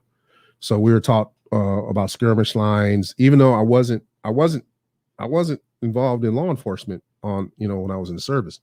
I actually was what they call a ground pounder. I was a grunt. I was an enlisted man, and I worked at a water treatment plant. Those of you that have been on any military installation, pretty much in the United States, any full service military installation here in this country, understand that they're like small cities. Basically, I worked for the Department of Water and Power. That's kind of a thumbnail depiction of that. So during my hitch, I ended up getting training in water treatment, water purification, as well as the other side, the dirty side, wastewater treatment. So I'm familiar with those vocations. I ended up getting a position at a military base back at my home state, which I tend to have regrets about because I ended up going back home. Well, yeah, this is like 1984, 85. I was coming into my own, 16, 17 years old. And this is an era that a lot of my social life started to flourish. And this is an area of time where there was a transition from, I guess you can say disco, or as far as music and pop culture went, it went from, disco, the disco era, heavy R&B, funk, into, hip hop. I choose not to say rap because rap is a commercialized form within hip hop. Anyway, the hip hop scene came along on the West Coast from a West Coast perspective in that. And anyway, I was kind of somewhat deeply immersed in that whole scene, becoming a DJ around that time. Mainly stuck to doing house parties and maybe some limited auditorium engagements that we did as part of our crew, that we didn't really have a chance to really flourish and grow. But anyway, yeah, so I was on the scene. Basically, I refer this to being partying and bullshit, around this time in my life where I didn't really form fully to the level of my own consciousness of who I was beyond being black. even though I was quote unquote high yellow. This is at the time where there was a movie called was it? Yeah, there's a movie called Chris Rock movie called CB4 that came out after somewhere around the time after the group from Compton, NWA came out. And, yeah, I was with that. I'm black, y'all, and I'm black, y'all, that character in the movie. And I was representing that. I was also listening to groups like X Clan, Public Enemy, the leather medallions that you wore with the shape of Africa on it. I was kind of into that. I was into De La Soul. I was into a lot of those groups, having been associated with new wave music as well, break dancing and that, pop locking, a little bit of that, very little bit of that. So this area was kind of rich in cultural experiences in that. And I remember when, seeing very popular figure by the name of Ice-T, among others. But one that stands out, I mean, I've seen so many people growing up in Southern California at the time. And a lot of us, believe it or not, I won't say a lot of us, but there's a segment of the population, just because you grew up in the greater Los Angeles area and was close to Hollywood, you didn't necessarily want to be Hollywood. Now, everybody wants to be Hollywood, from even what, I mean, it's always been like that, but it's even gotten like that where everybody is wanting to show themselves and show out. I didn't grow up in that kind of, with that kind of mentality. We knew Hollywood was there. We knew it for what it was. We knew it was evil. I had an aunt that used to say, I had an aunt by marriage that used to dance on Soul Train. I knew other people that danced on Soul Train. My mother was personal friends with a very well-known recording artist since the days he started playing piano. Originally came from Galveston, Texas. Just recently had a birthday this month, but he's in another form. He transcended forms a number of years ago. So I don't mean to be name dropping and stuff, but he is otherwise known as the Maestro. My mother grew up with him and his wife, his first wife. Anyway, and I met him like maybe once or twice. But going back, there's a lot of influence, a lot of cultural influences I've had growing up. A lot of people ended up working in the industry at some capacity as technicians, or people in front of the camera, or writers, screenwriters. I never went that direction. Basically, it was forbidden for me to partake in anything like that because, growing up, it was kind of forbidden for us. And it was forbidden in that my mother wanted me to do something else. She wanted me to be believe it or not, she wanted to get into politics. Yeah. Or be an attorney. But you do understand, when you are an attorney, you pretty much sign your way. You sign your life away to the crown. You're representing the crown because you're a member of the Bar Association. Bar Association is headquartered in the UK. You're a barrister. So basically, you're representing Rome. Hence, you're trapped. So, and I learned about all this stuff, knowing this before, and it was more emphasized throughout my studies into Moorish science. And mind you, I'm not talking about anything having to do with any religious dogma, and to be open and clear, I didn't grow up in the church because of that. I mean, I used to watch Fred Price, people like that. I used to watch even Reverend Ike when I was real little. My grandmother was affiliated with Jehovah's Witnesses, but she didn't door knock. She didn't do the door knocking witnessing thing, but she used to go to the temple. And I used to accompany her as a kid. But I was always free to decide what I wanted to do as far as my spirituality went. I only went to church pretty much on dates. To be honest. If the young lady I was dating at the time, hey, you want to go to church? Yeah, we'll go. That type of thing. So as far as being that devout or being that studied in religion, I'm not the one. I'm not the guy. You know what I'm saying? I've always been quote unquote spiritual, until I've run across these teachings that are brought forth through the Moorish paradigm, Moorish science. But I'm still trying to work my way around that. I'm still studying as it's been expressed that one should do when they reach this pinnacle in their life in consciousness. Consciousness. That's that's the thing. Because you understand.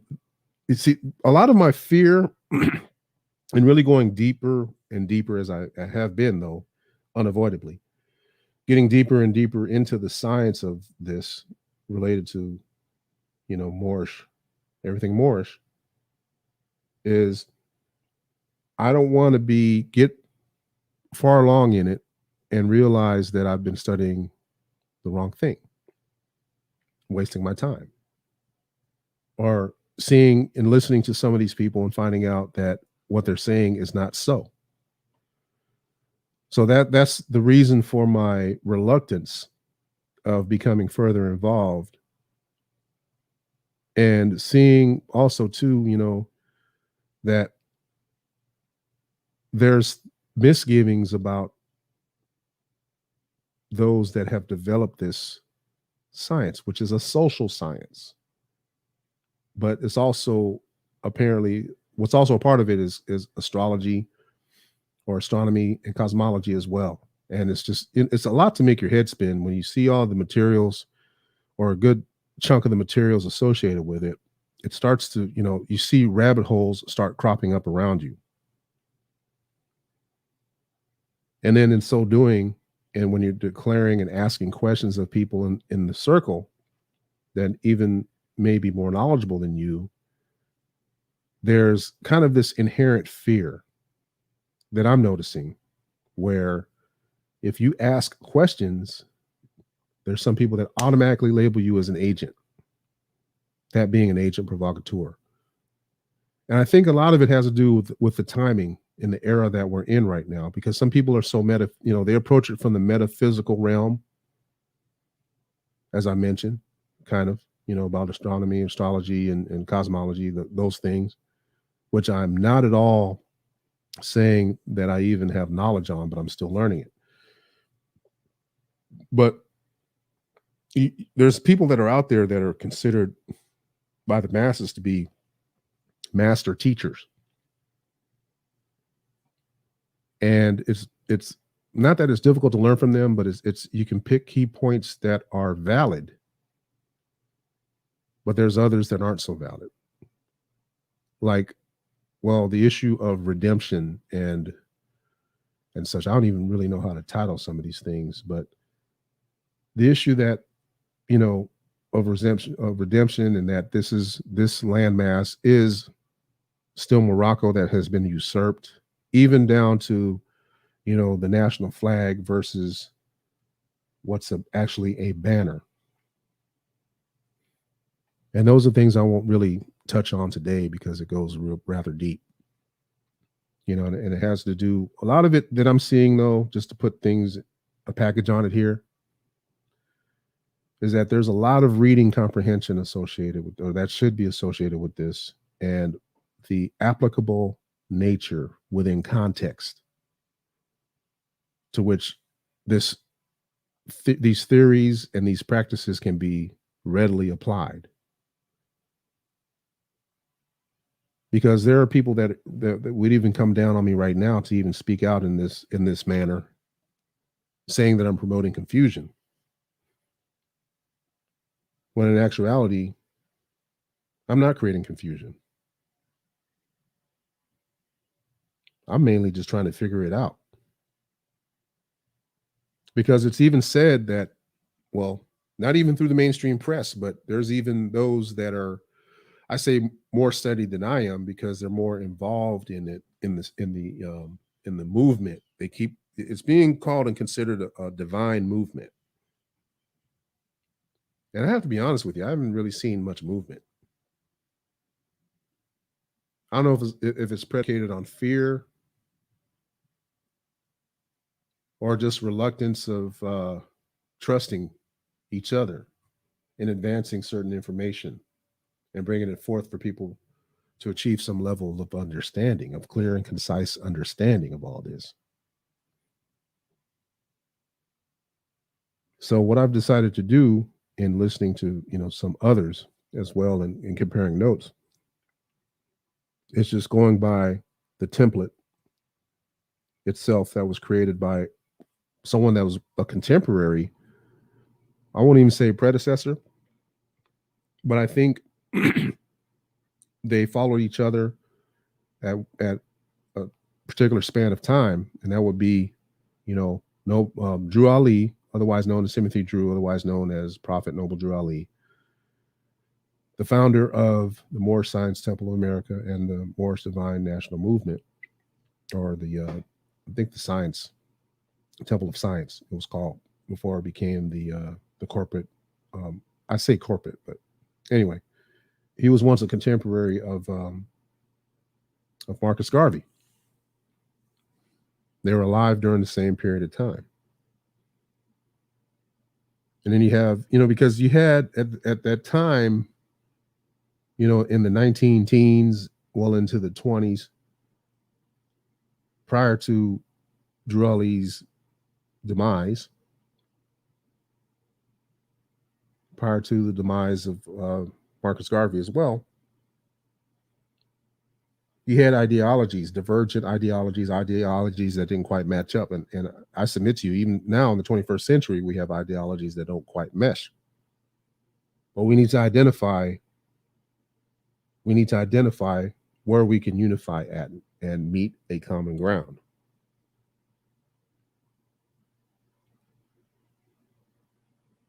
But there's a lot of stigma associated from what I've been seeing with the Moors because of, well, the affiliation of certain personalities that are associated with it.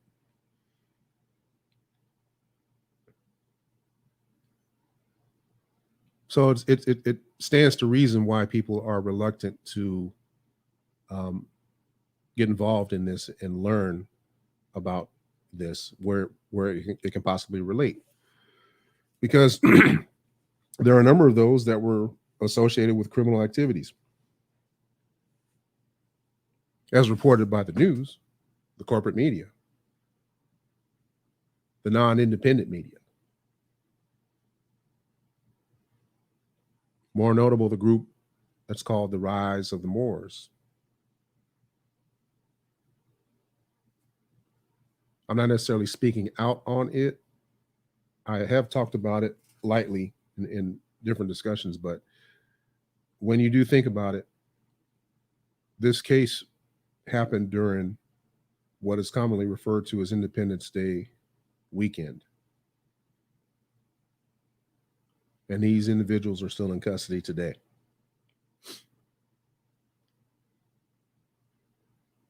So I don't know if I'm qualified to really speak on it that much, other than I can actually, and I have actually shared my point of view relative to the engagement of the stop itself, because it was misstated as being an unlawful detention. It didn't start out that way. And in my opinion, it never was an unlawful detention. Just my viewpoint. But I think I'm gonna leave that alone for right now. There's a lot of things that we have to figure out. There's a lot of things I have to figure out.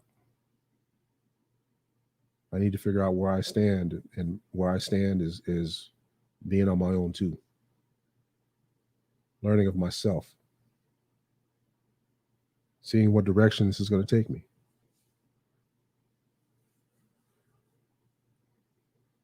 I got to get back to meditating. I've meditated on and off throughout the course of my life, especially reaching early adulthood in my 20s. And, just taking time out to meditate and reaching some clarity in your mind. I want to share a mindful moment with you, which I actually meant to do earlier. And I want to do that with every broadcast that I do. A mindful moment. As you walk to your destination, be aware of your surroundings and the feeling of your feet touching the ground. I believe in that. Definitely, most definitely. All right, let me see what else I got going here. Did you know that there are 2 United States constitutions? Are you aware of that? Matter of fact, I got something to share with you from none other than Dr. Claude Anderson. But let me go ahead and line this up first. Give me 1 second. I would like to play this for you, if you don't mind. Give me 1 second. Line that up. All right. Let me see here. Hold on. Too much to do here. Hold on. You got the first Constitution of 1789. That's the 1 through 12 amendment. And those amendments gave whites everything they needed. That's why white folk didn't have all these, they didn't have any big demands other than what was in the Constitution. So from 1789 up to 1860, the first Constitution was in effect, Amendment 1 through 12. But what happened after that was that in 1857, we'll go back about 3 years, you had a black man went to court called Dred Scott. Are you familiar with that? Yes. Sure. He went to court trying to get some freedom based on the fact that he moved across state lines out of the South. He thought he was going to be free and went to court. And finally, the Supreme Court ruled against him and said, no, you get out free. Why? He said, why? And it's basically because in this country, because you're considered to be property. Your property, let me go back in history again. See, I told you in the first, you got 2, most people don't know this, but you got 2 constitutions. Mm-hmm. You got the first Constitution of 1789. That's the 1 through 12 amendment. And those amendments gave whites everything they needed. All right, I didn't mean for that to loop around, but let me add my 2 cents into that. You know, it's all been made complicated by design construct appearing in many facets affecting our daily existence, status, or lack of it, rather, as we assume our affairs only with the notion of being free. This man, Dr. Claude Anderson, rather, a master teacher, has lectured and authored over the span of 3 decades. Yet no remedy, no disposition has yet been reached in the interest of our collective betterment overall. And I just spoke to someone last night who had no clear knowledge of the Constitution itself and the words included in it. And I would say of importance to each of us, you know, as ignorance of the law is no excuse. We need to study civics, law, and the wording within the Constitution. I do believe that it has significant value and importance to each of us in order to, you know, formulate our coalition and come up with a plan to unify. I was actually meant to touch on the Second Amendment last night during the presentation I was involved with, a group chat or group broadcast. And well, first of all, I'm going to read over the Second Amendment, and I also want to read the preamble to you if I could, because this is something I always want to tend to bring up, because it actually has to do with one's standing in law. Going on with the Second Amendment, a regulated militia being necessary to the security of a free state, the right of the people to keep and bear arms shall not be infringed.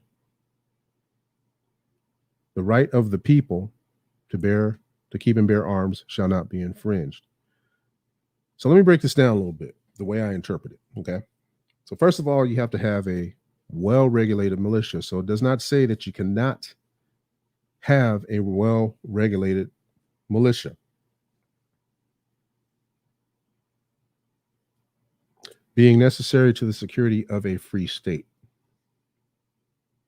A free state. So a state has to be established. It depends on the construct in which you've categorized yourself within. And this is the reason why, for me, that Moorish science, I believe, is applicable from the purview and standpoint of nationality. Proclaiming it within yourself, and at some point declaring it. I'm not saying declaring it on the side of the road is going to benefit your cause declaring it on the side of the road at 2 o'clock in the morning isn't necessarily going to further your cause. It's not necessarily going to be of benefit at that time. Because we all do know that time and timing is everything, or should realize that. So you have to have a well-regulated militia, meaning that there has to be a decorum, has to be a set of rules, a set of regulations, a set of policies established within the state that you intend to secure. Securing a free state. Asking yourself what a free state is, what a free state can be.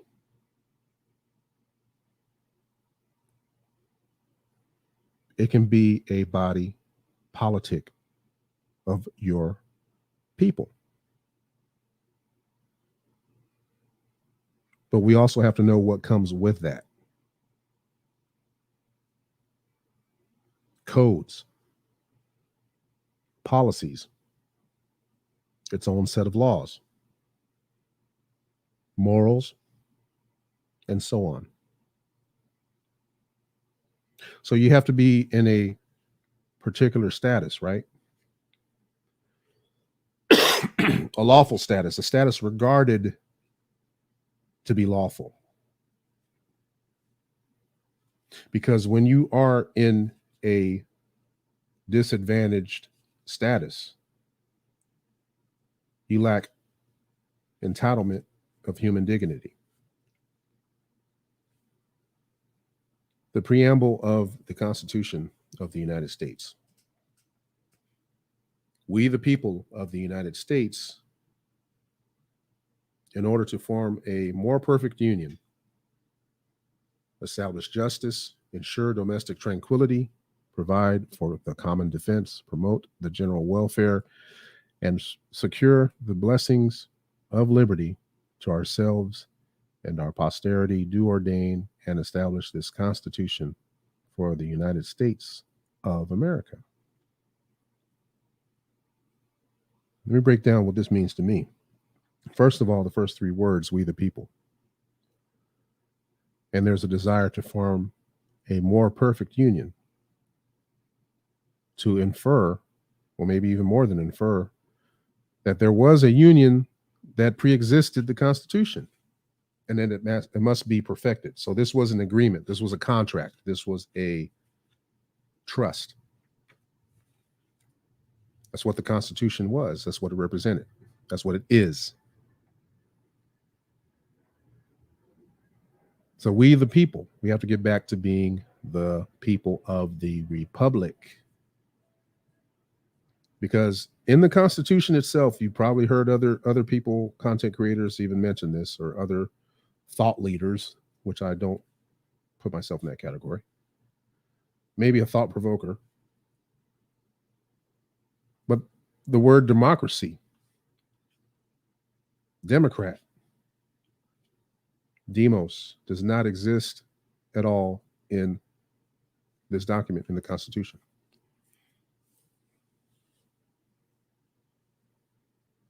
It doesn't exist here. So, and what we were, if you're a bit of a studier of history, which I kind of am, we had a republic confederations. We were members of a republic. We were amalgamated. Those of us who were Moors amalgamated within indigenous tribes, indigenous Aboriginal tribes. From what I understand, Seminole, well, from what I was told through word of mouth, there's Seminole within my ancestral lineage, which explains the title name of Day, which is aligned and consistent with the heritage of the Seminole, so-called Native American, indigenous Aboriginal.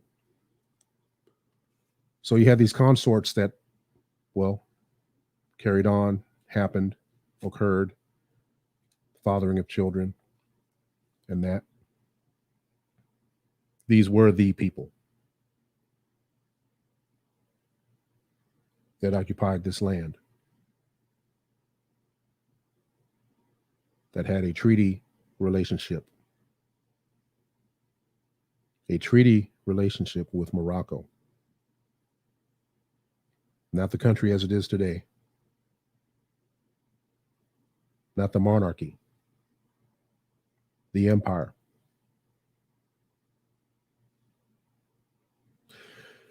So these are things that I've tended to bear in mind, realizing that, well, the fix was in. That everything that was done by the people who were here occupying soil before the inception of the colonies, before this land was colonized, it was occupied by a once free and sovereign people.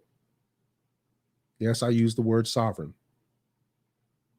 And it's not associated with sovereign citizen because they cancel each other out.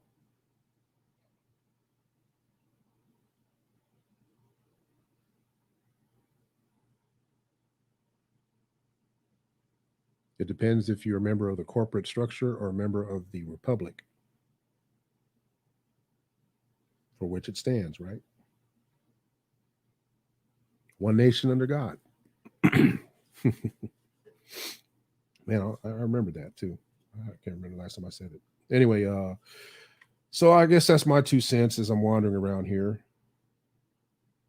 And wow, yeah, Constitutional Convention, September 17th, 1787. How about that? Wow, I just kind of flipped this open here. Ratification resolution of Constitutional Convention in convention Monday, September 17th, 1787. Man, how about that? I guess I won't bother you in reading that. But Hilldale College, I believe if you go to that website, they offer free constitutional pamphlets. Basically, all you got to do is put in an email and a name. I don't think it's the boogeyman, but they mail it out, just ship it out to you in a few days. So I have backup copies of the Constitution for myself and for further learning for my son, because basically what I'm trying to do is create legacy. All right, let me see. Taking a break, 5 minutes. I'm only going to go today till about the top of the hour, so I'm going to take about maybe a 10-minute break, and I'll be back at you. Man, I didn't hear my music set up, did I? All right, I'll be back. I'll be back in 5.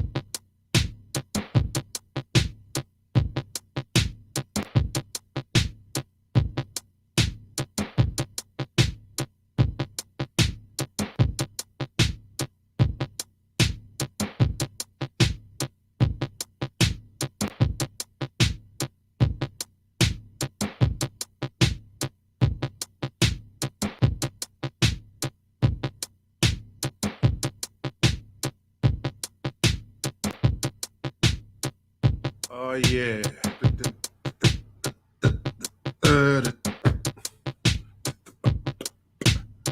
Oh man, I like that. I like that. I hope you do too. Anyway, I am back again. I'm probably gonna go to wind this thing out. I'll go for another few minutes, probably to the top of the hour, like I said. Hold on, let me make this adjustment. Had to adjust my microphone. I'm sure that sounds a little better. Let's see, where did I leave off at? I don't know, man. Just rambling on. Now, hey, let me explain.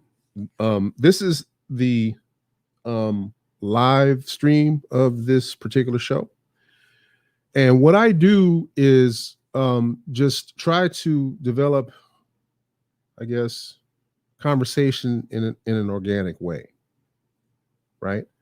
And presenting my viewpoints about a number of things. And in the process of doing this, what I do is parse out, what I think is going to be a good subject to present for my podcast channel, which is on Linktree. Actually, if you know what, I'm going to leave the Linktree up for those of you out there who might catch this. And I'll put the Linktree up right about now. That's a Linktree down there below on the right-hand side of the screen next to my name under the title Knowledge Seeker, or next to that. And what that is a Linktree to the things that, well, I associate myself with, among which is the podcast channel, Learn More Truth, Learning More Chronicles. I am a Learning More knowledge seeker.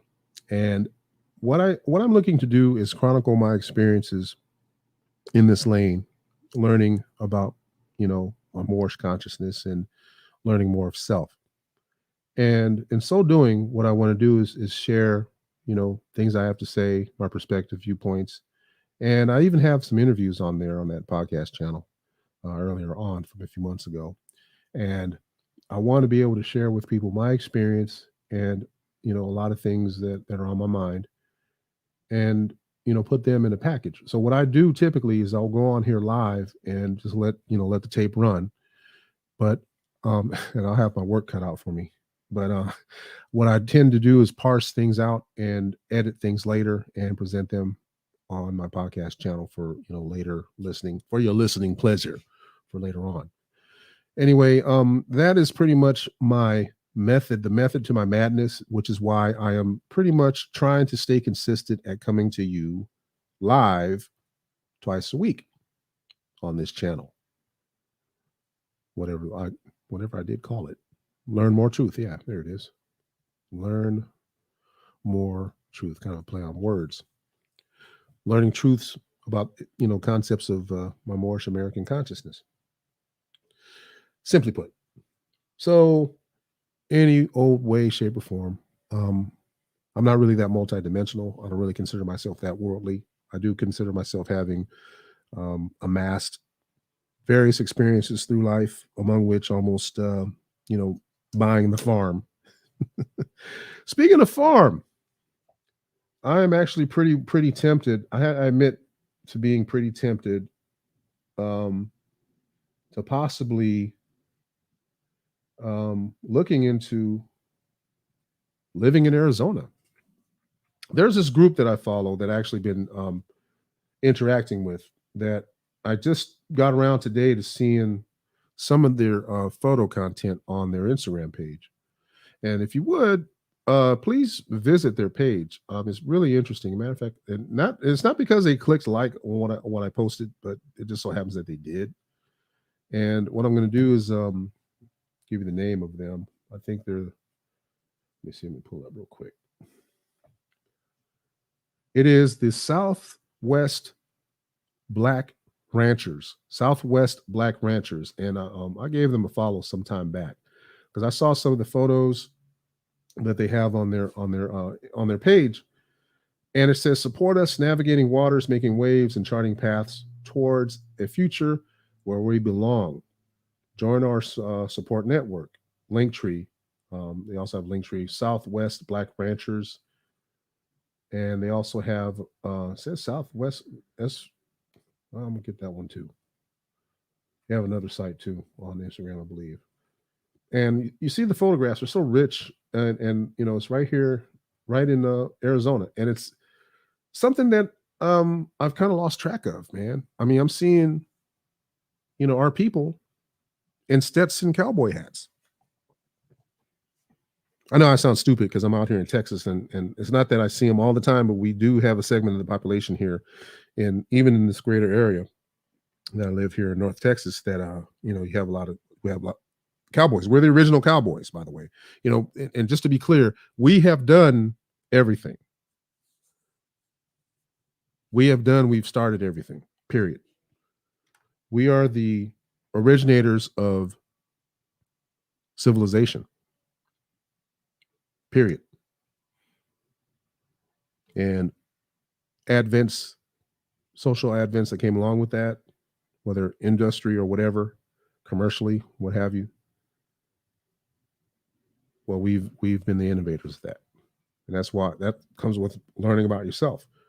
Bass Reeves, for one, original Lone Ranger, was basically in what was called no man's land, not far from where I'm at now in Oklahoma. In Oklahoma, before it was founded in 1907, didn't reach statehood actually until 1907. Before that, it was considered no man's land, open territory. And guess where all the so-called Indians, so-called Native Americans, and undesirables, Black people. I don't use them synonymously, but it is what it is. We ended up in Oklahoma because they didn't want that land. It was dried up, didn't have any resources until the land rush when resources cropped up. And those resources were, innovations that were made by people that were indigenous and aboriginal to the land. And that's not just history, that's our history of who we are as innovators. Our developments and progress have been greatly misappropriated and usurped. So let me see. So if you can give that channel a view, that would be kind of cool. Oh, no wonder. Okay. This guy's a personal fitness trainer. Okay. So I actually followed another page. His name is James. He's called James Stewart, NASM personal trainer to food and farming with the Southwest Ranchers, creating the change by building the only Black owned protein ranch in Arizona. And he's got a GoFundMe page up there. So, I'm trying to think if I could perhaps, it'll take me too long to post up something up. Actually, you know what? Why not? Why am I going to be lazy? Let me just post this up right now. Shout out to him. That way y'all could, that are up there, could actually tap into their page. All right. Let's see, Southwest. There's another group too that I'm going to mention in just a moment since I typed this in. I can't believe I've been typing since the 9th grade. Got too many things on my plate right now. All right, let me add that real quick. Do I want it to be a banner? I'm gonna scroll. You're gonna see the bottom ticker. It's just gonna read what it reads. So shout out Southwest Black Ranchers on IG. Okay, I forgot to put a little at sign over there. Somebody gave me a like on my IG right now. I'm actually on another device looking at my IG as we go along. That's why my voice sounds kind of distant. So anywho, y'all, where did I leave off at again? There's just so much I can talk about and not enough time. There really, as I open up my notes, so much to talk about and not enough time. And I was thinking about Arizona. I was thinking about New Mexico. As a matter of fact, I was told in a conversation I was having, it was actually one-way conversation. I won't say lectured, but I was listening to someone that told me that this whole region is all one big area. From, there's no real delineation between, Texas all the way out to California. That it's all basically one huge landmass. Texas, New Mexico, Arizona, all that. But I'm dealing with it right now. And right now, things are configured in such a way that there are, okay. Oh, well, I'm going to have to wind this up. Oh, I got done. Okay. Pardon me. I gotta handle this message. This is the beauty of me being a stay-at-home dad. Yep.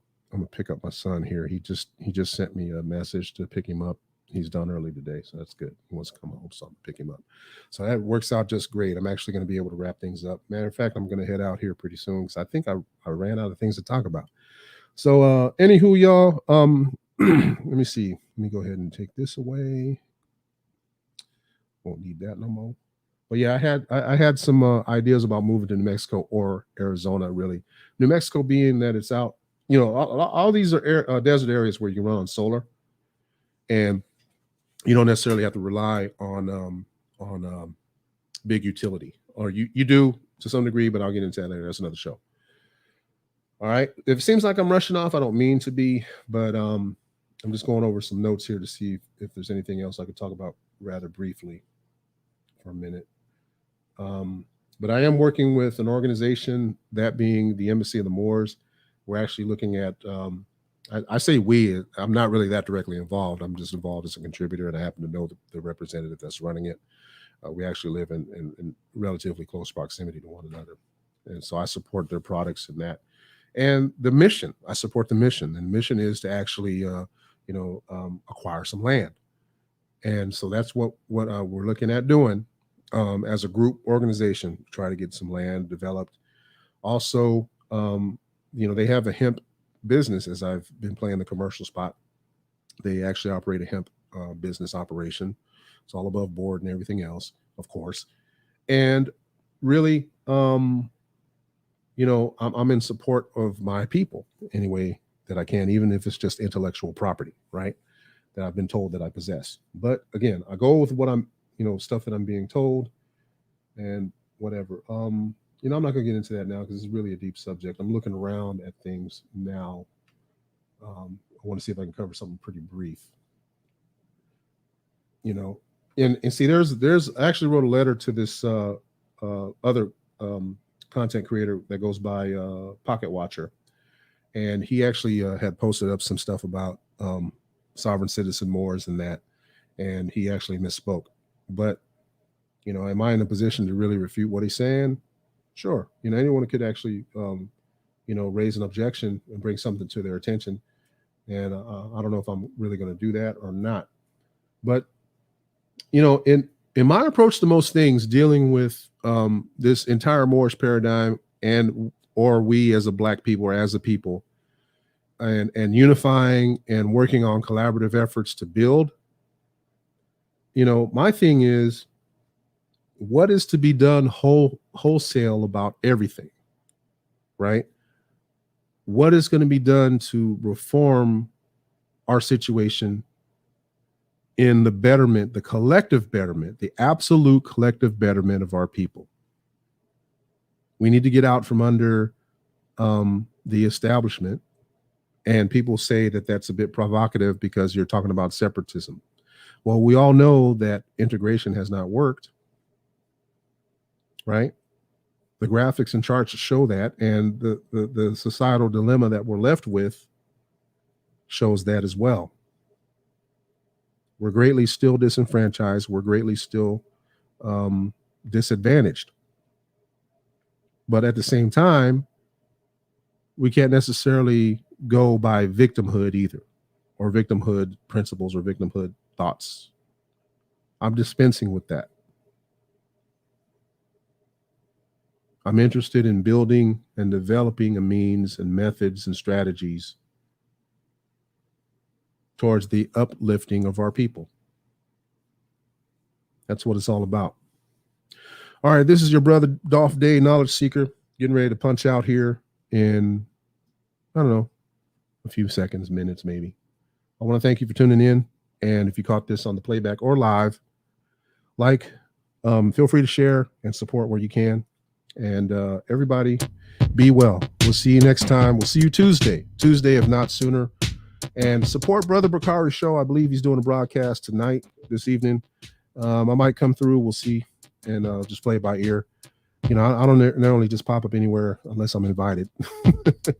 But hey, we'll see you next time. And if you have a product or service to provide people, let me know.